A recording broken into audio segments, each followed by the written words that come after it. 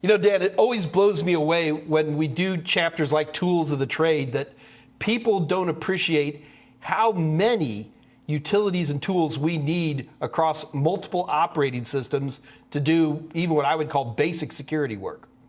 Yeah, and that's why there's online help for that stuff with commands, built into PowerShell, built into Linux, looking at man pages. You can't know every piece of syntax for every command, so that's just the way it goes.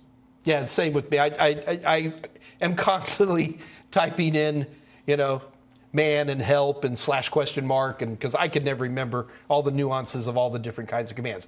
Anyway, so our question for Chapter 4 comes from my buddy Andrew H. Andrew, you there, man? Yeah, thanks for having me, guys. Hey, Andrew. Welcome. So my question is, how much do I need to know about malicious code and script execution? How does that relate to macros and Visual Basic for applications? Okay. Thanks, Andrew. We can answer that one.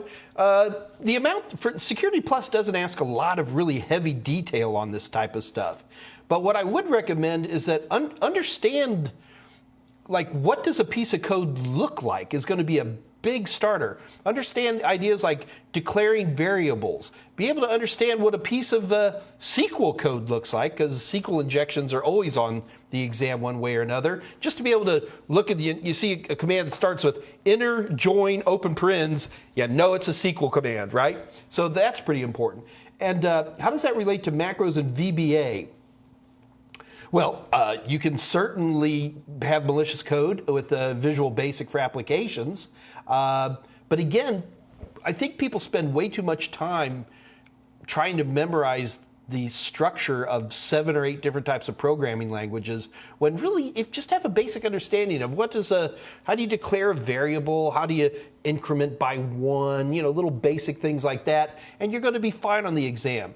Look, the old rule when it comes to CompTIA exams is when you see hoof prints, think horses, not zebras.